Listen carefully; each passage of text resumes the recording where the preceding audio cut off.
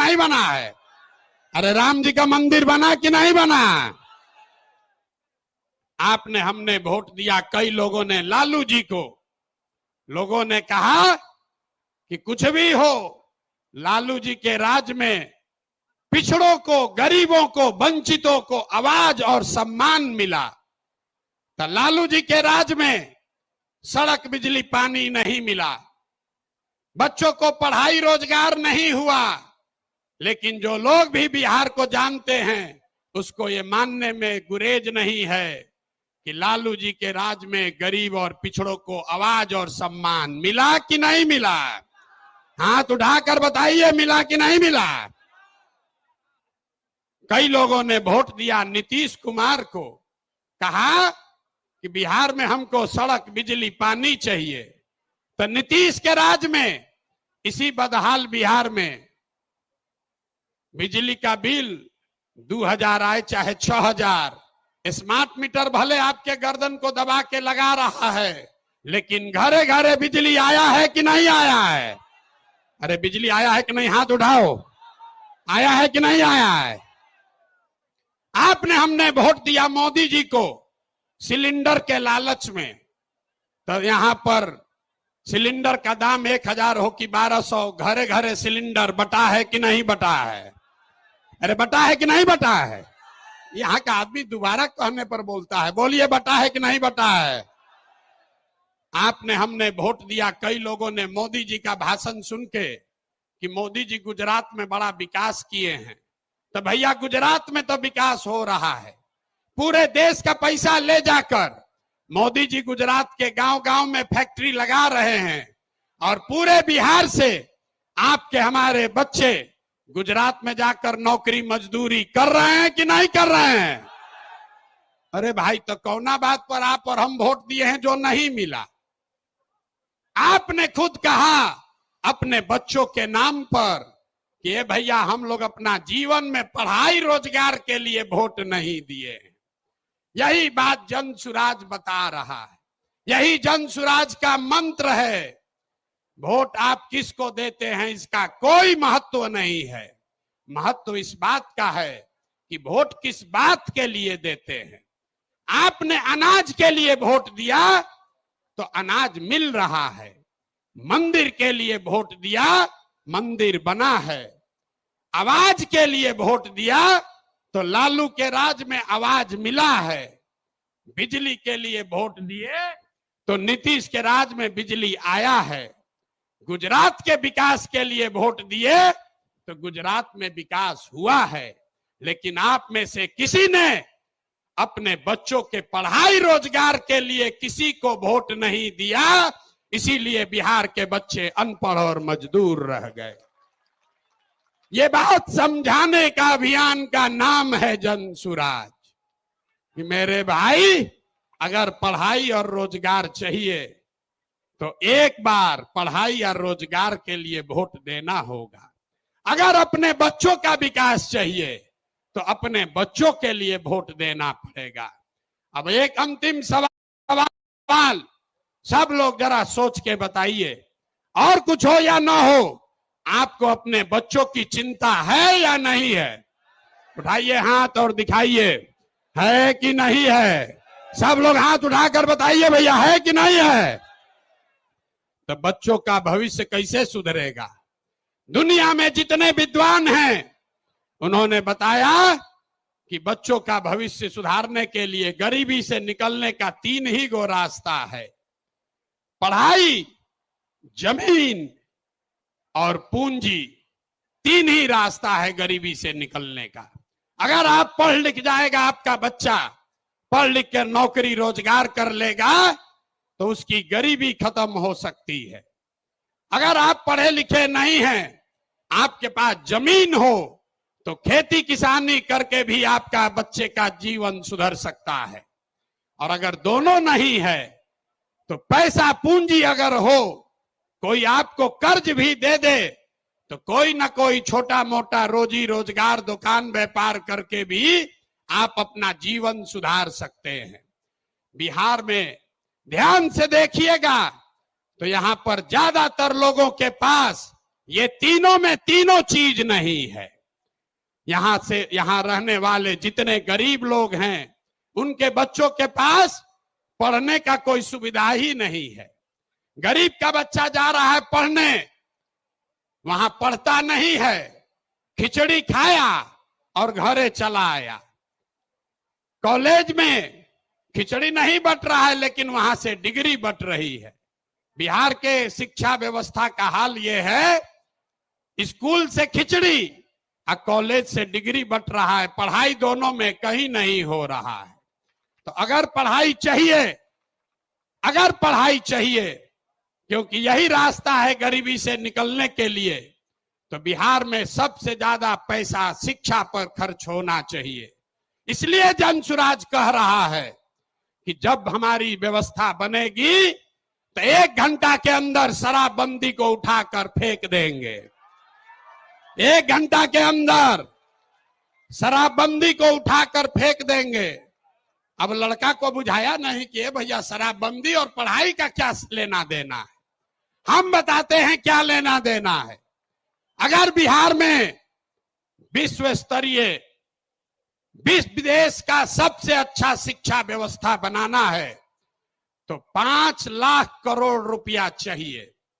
5 लाख करोड़ रुपया चाहिए अगले 10 वर्ष में, तो देश का सबसे अच्छा शिक्षा व्यवस्था बिहार में बना दिया जाएगा। और ये 5 लाख करोड़ रुपया आएगा कैसे? ताली मत बजाइए, समझिए।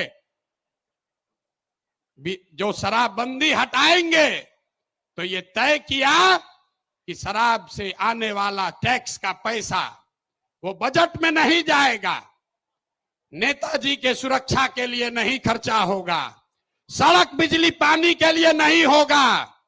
जितना शराबबंदी के टैक्स का पैसा होगा अगले 20 वर्ष बिहार में सिर्फ और सिर्फ नई शिक्षा व्यवस्था बनाने के लिए खर्च किया जाएगा। अब समझ में आया काहे हटाना चाहते हैं? हर बरिस 20,000 करोड़ रुपया शराबबंदी के चलते नुकसान हो रहा है। तो 20 बरस के पैसे को, शराब के टैक्स को अगर आप नई शिक्षा के व्यवस्था के लिए खर्चा करें तो 4 लाख 5 लाख करोड़ रुपया बिहार के बच्चों के मुस्तकबिल को बदलने के लिए उपलब्ध हो जाएगा।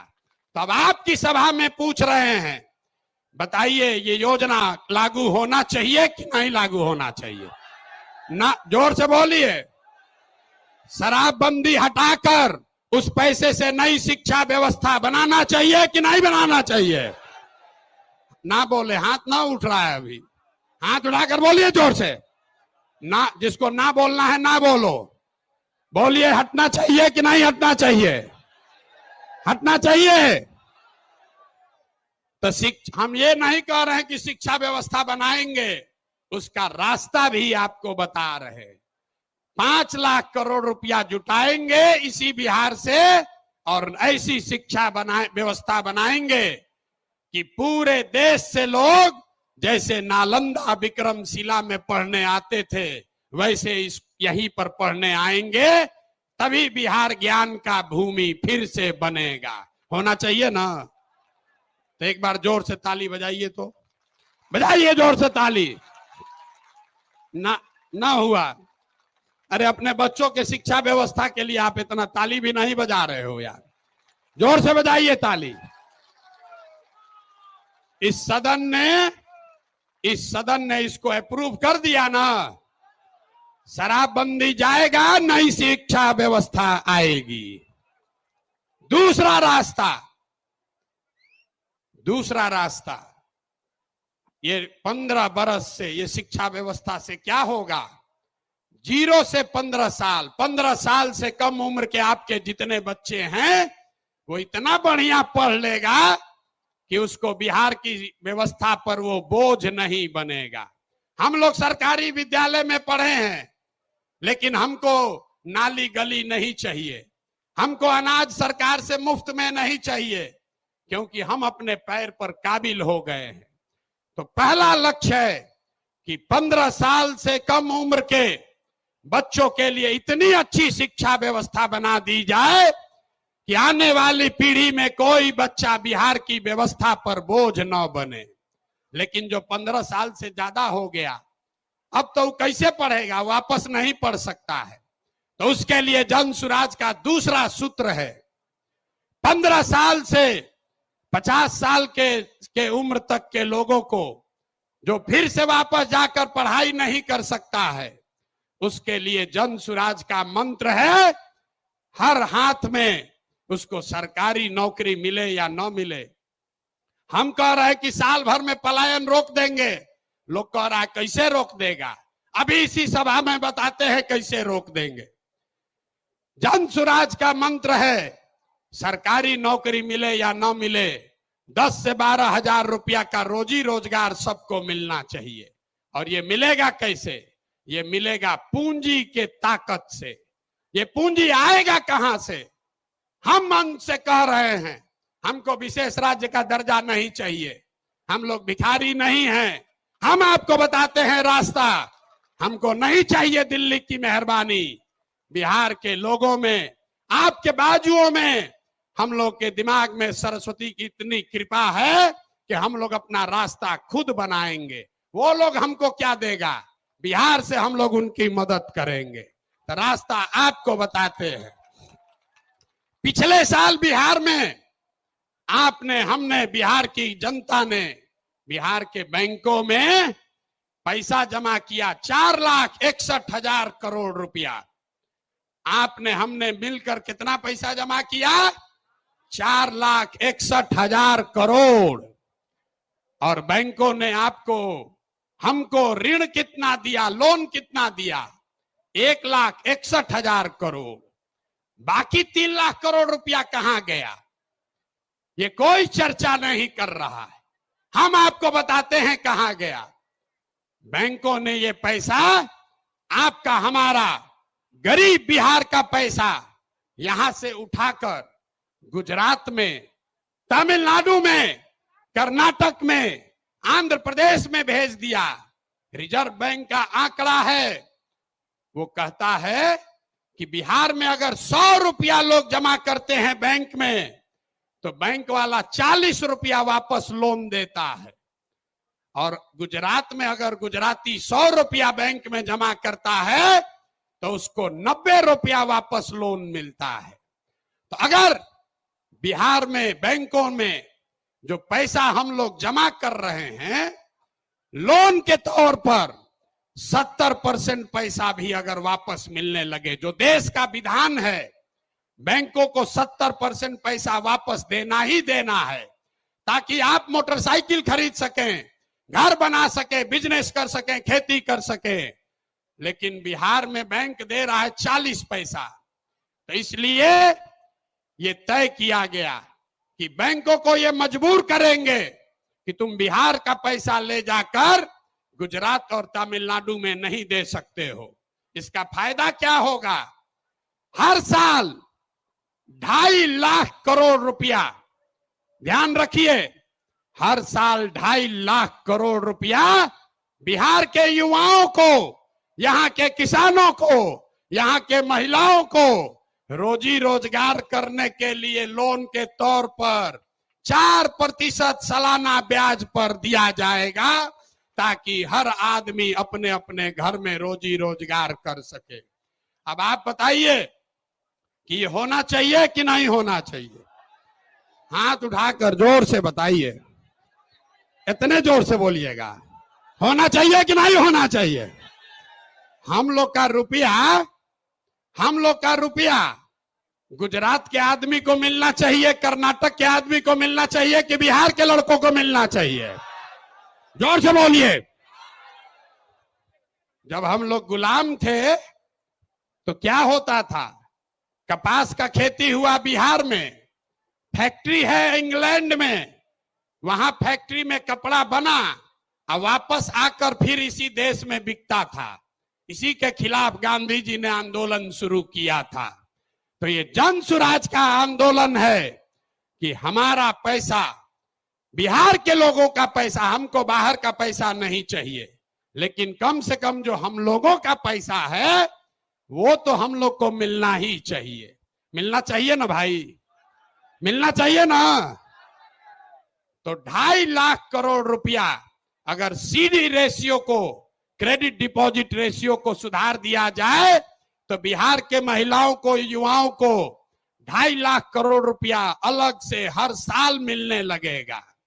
और तीसरा संकल्प, तीसरा रास्ता, बिहार में जितना बुजुर्ग आदमी है अब वो न पढ़ सकता है न रोजी रोजगार कर सकता है, तो जन सुराज का संकल्प है कि 60 वर्ष से ज्यादा उम्र के हर महिला पुरुष को कम से कम 2000 रुपया महीना पेंशन जरूर दिया जाए, ताकि कोई भी हम लोग का माँ बाप, चचा भैया, कोई गरीब आदमी कम से कम इज्जत से जरूर रह सके। आइए पूरा अगर बिहार के सारे बुजुर्गों को ये याद रखिए, ये प्रशांत किशोर का जुबान है, अगर कह रहे हैं कि मिलेगा तो इसका पूरा गुणा गणित किए हैं। अगर बिहार में 60 वर्ष से ज्यादा उम्र के हर महिला पुरुष को 2000 रुपया देना है तो हर साल करीब करीब 6000 करोड़ रुपया सालाना लगेगा। बिहार सरकार का बजट है 2.5 लाख करोड़ रुपया, तो 2.5 लाख करोड़ रुपया में से 6000 करोड़ रुपया आपके हमारे बुजुर्गों के लिए खर्चा होना चाहिए कि नहीं होना चाहिए? ना हाथ उठाकर बताओ यार, मुंह से बताओगे तो नहीं। होना चाहिए, होना चाहिए। तो ये तीनों स्कीम पास कर दिए ना, तीनों स्कीम पास कर रहे हैं ना, ये तीनों स्कीम पास हुआ ना, तो बच्चे का जीवन सुधरा पढ़ाई से, युवाओं का जीवन सुधरा पूंजी से, बूढ़ों का जिंदगी सुधरा 2000 रुपया पेंशन से, बच गए हमारी महिलाएं और किसान। यहाँ का किसान बहुत परेशान है। और नीतीश कुमार आजकल एक नया रोग छोड़े हैं, सर्वे करा रहे हैं, घर घर में गोली चलवा देगा, भाई बहन, चचा भतीजा, बाबूजी भैया सब में मारा मारी करवा दिया है। कराया है कि नहीं कराया है? अपना खतियान निकालने के लिए लोगों को 2-2, 4-4 हजार रुपया घूस देना पड़ रहा है। और एक सीओ और DCLR यहां पर 1 महीना में जब से सर्वे शुरू हुआ है, हमको गांव गांव में लोग बता रहे हैं 50 लाख से 1 करोड़ रुपया लोगों से वसूली हो गया। हुआ है कि नहीं हुआ है? जरा बताइए तो, हुआ है कि नहीं? हुआ है ना, हुआ है ना। तो हम लोग का ये डिमांड है, जन सुराज की ये सोच है कि सर्वे से नहीं, यहां भूमि सुधार लागू होना चाहिए। जब सरकार को पते नहीं है कि भूमि का मालिक है कौन, रजिस्टर टू उसके पास अपना ही नहीं है, नीतीश के सरकार को यह पता ही नहीं है कि जमीन है किसका, और आपसे कह रहा है कि तुम बताओ कि तुम्हारा है कि तुम्हारे बहन का है। ये देखिए नीतीश कुमार को।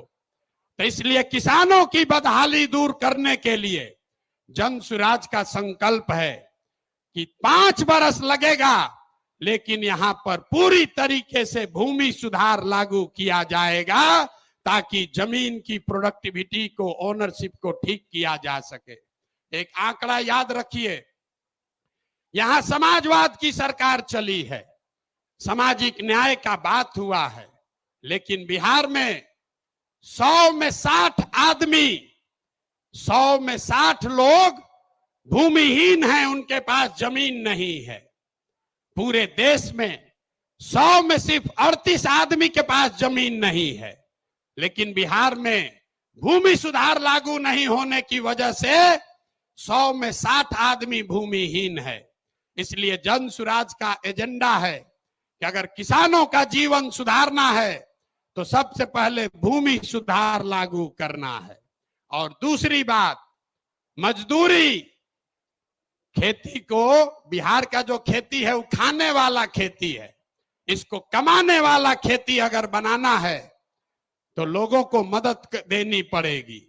गांव देहात में हम लोग क्या कहते हैं, लोग कहता है कि भैया कटिया करने आए हैं, कमाने के लिए लुधियाना जाएंगे।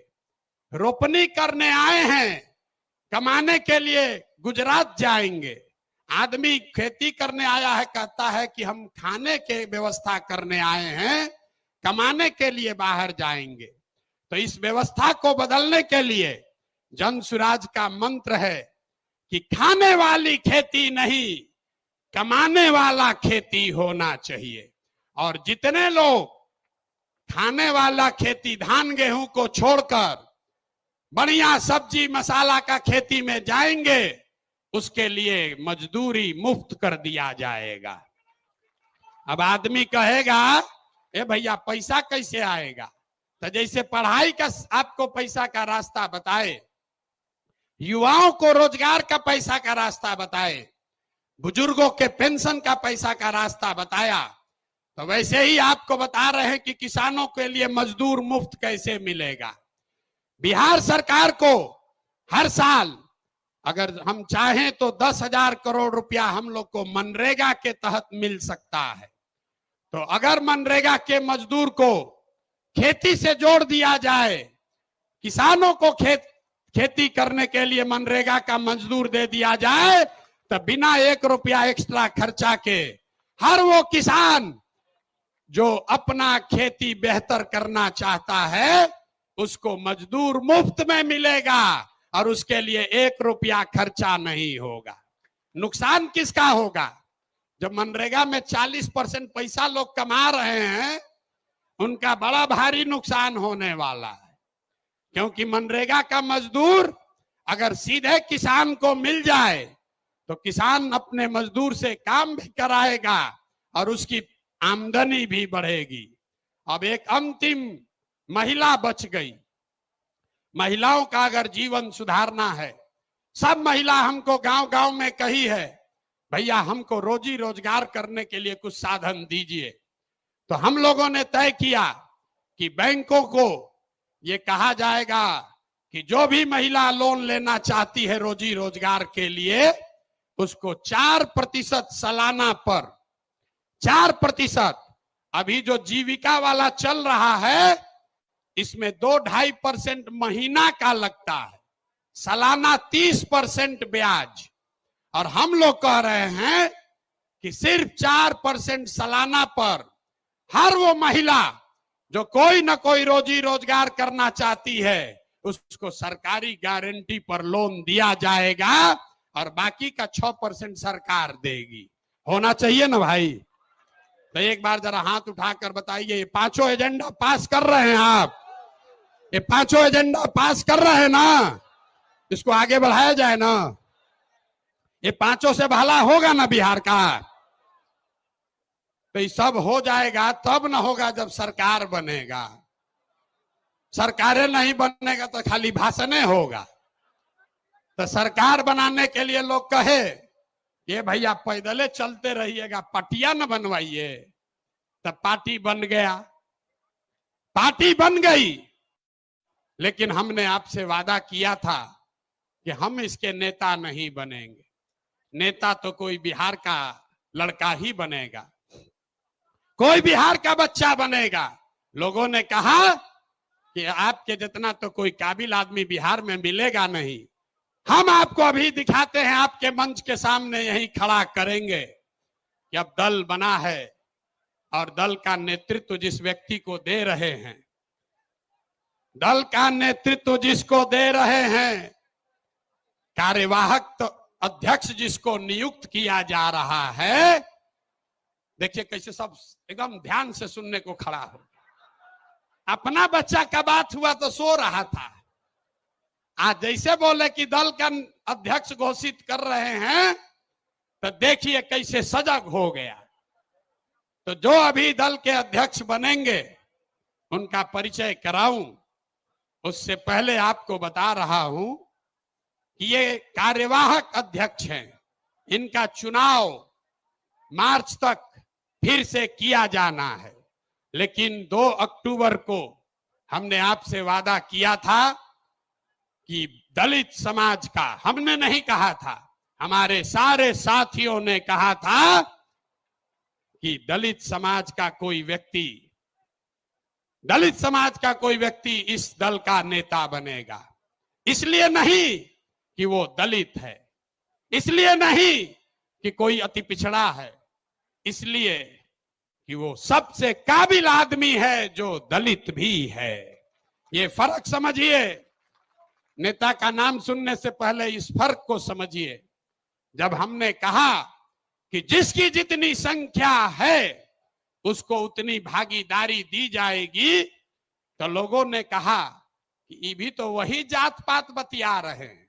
नहीं, जन सुराज में जात पात के आधार पर जगह नहीं मिल सकता है, लेकिन जन सुराज की सोच है कि हर समाज में काबिल आदमी है और हर काबिल आदमी का कोई ना कोई जाति है, समाज है।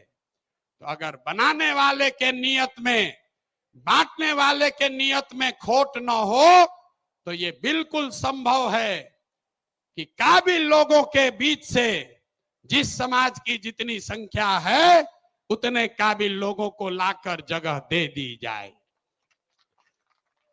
तो अभी जिनका मैं नाम ले रहा हूं, हमारे साथी जिनको ये जिम्मेवारी दे रहा हूं, सभी से सलाह करने के बाद जिनके नाम पर सबकी सहमति है, वो सज्जन यहां मधुबनी के हैं, मधुबनी के गांव में पैदा हुए, यही सरकारी विद्यालय से पढ़े, जमुई के सरकारी विद्यालय से पढ़ा हुआ ये बच्चा नेतरहाट गया।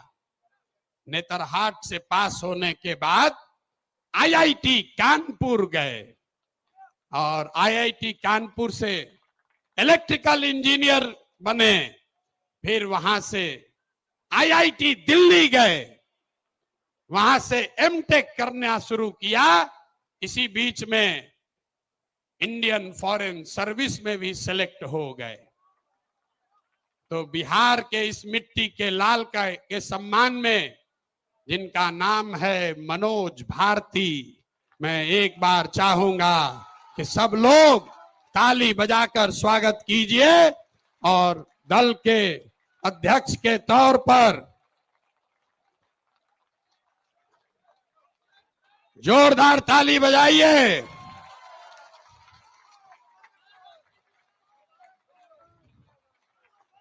दल के अध्यक्ष के कार्यवाहक अध्यक्ष के तौर पर मनोज भारती जी, जो अनुसूचित समाज के हैं, लेकिन ये प्रशांत किशोर से ज्यादा काबिल आदमी है। प्रशांत किशोर नेतरहाट का परीक्षा 2 बार दिए, नहीं पास कर सके, ये भाई साहब पास किए हैं। प्रशांत किशोर आईआईटी नहीं गए हैं, ये आईआईटी गए हैं। Prashant Kishor IAS IPS IFS नहीं हैं, ये सज्जन आईएफएस रहे हैं। 4 देशों में भारत के राजदूत रहे हैं, बिहार का गौरव बढ़ाया है। बेलारूस में, यूक्रेन में, इंडोनेशिया में, तिमोर लास्ते में, 4 देशों में ये भारत के राजदूत रहे हैं। और भारत में भारतीय समाज के फिलॉसफी पर एक बहुत अच्छी किताब भी लिखी है, ये आपको अपने शब्दों में बताएंगे। तो जितने लोग आप यहाँ खड़े हैं, लोग हमको कह रहा था कहां से खोजिएगा बढ़िया आदमी, कोई है यहाँ अच्छा? तो ये पहला नमूना आपके सामने दिखा रहे हैं। ये पहला नमूना है। सही चुने हैं कि नहीं चुने हैं? नहीं, पूरा हाथ उठाकर बताइए सही चुने हैं कि नहीं चुने हैं? बोलिए सही है, समर्थन है कि नहीं है? कल ये मत कहिएगा कि प्रशांत किशोर चुन के बैठा दिए। फिर से हाथ उठाकर बताइए, अनुमोदन कीजिए, ठीक है कि नहीं है? ये इसलिए नहीं है कि ये दलित समाज के हैं, ये काबिल हैं जो दलित समाज के भी हैं। यही जन सुराज का रास्ता है। और हर समाज से ऐसे ही लोगों को, जरूरी नहीं है कि अब कुछ लोग सोच रहा होगा ये भैया सब अधिकारी हो, होशियार थोड़े है ना, इस मंच पर बैठे हुए बड़े काबिल लोग हैं। अभी आप मिले गिरी जी से, गिरी जी, वाई भी गिरी, यहाँ के सबसे बड़े कानून विदों में उनकी गिनती होती है। वो इसलिए नहीं यहाँ हैं कि वो गिरी हैं, वो इसलिए यहाँ हैं जो यहाँ के सबसे विद्वान काबिल वकील हैं, जो गिरी समाज के भी हैं। आपने अभी केसी सिन्हा का नाम सुना। केसी सिन्हा इसलिए नहीं है कि वो सिन्हा है कि सिंह है, वो इसलिए हैं कि किसी जाति का बच्चा जब गणित पढ़ना चाहता है तो वो केसी सिन्हा का किताब पढ़ता है। तो जन सुराज का रास्ता ठीक है कि नहीं है? है ना ठीक? जोर से बोलिए, है कि नहीं है? तो जब आपका एमएलए का कैंडिडेट घोषित करेंगे तो उसमें भी आपको ये झलक दिखेगी।